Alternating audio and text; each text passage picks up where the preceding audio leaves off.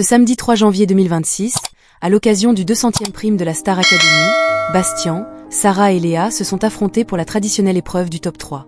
Soirée nostalgique oblige, les académiciens ont rivalisé de puissance vocale sur Accord perdu, le titre de Grégory Le Marchal. UL élève a décroché son immunité pour la prochaine semaine.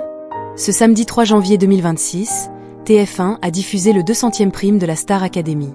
Une soirée anniversaire marquée par le retour d'anciens candidats cultes, de professeurs emblématiques, mais aussi d'Alexia Laroche-Joubert, la directrice iconique du télécrochet de la Une. L'occasion pour la productrice la plus célèbre du PAF de révéler que sa fille Isor était la meilleure amie d'Ambre, au CP. Le monde est petit. Malgré les célébrations, la compétition s'est poursuivie sur la scène du studio 217. Comme habituellement, 3 candidats sont sur la sellette et risquent l'élimination. Après les évaluations, le corps professoral a décidé de nommer Anouk, Victor et TOP à l'inverse. 3 élèves ont pris les premières places du classement. Pour la première fois depuis le début de la saison, Bastien a réussi à décrocher la première place. Il est suivi par Sarah et Léa. Afin de tenter de gagner l'immunité pour le prochain prime, les 3 académiciens se sont mesurés au puissant titre de Grégory Le Marchal, Accord perdu.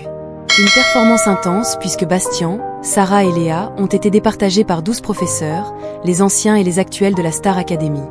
Suite aux délibérations, le jury a décidé de faire gagner le précieux sésame à Sarah. C'est une immunité que vaut pas mal, parce que ça se rapproche doucement, mais sûrement des demi-finales.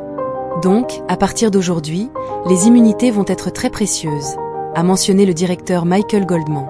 Prochain objectif, être au top du classement. Alors que le Star Academy célèbre son 200e prime, une voix manque cruellement à l'appel.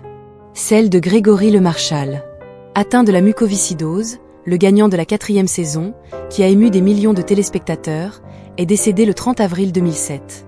À plusieurs reprises, dès que l'occasion s'y présente, Nikos Aliagas ou encore Lucie Bernardoni n'hésitent pas à saluer la mémoire de l'interprète de Écrit l'Histoire.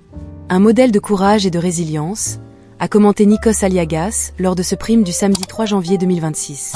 Faire résonner la voix d'un ange, encore.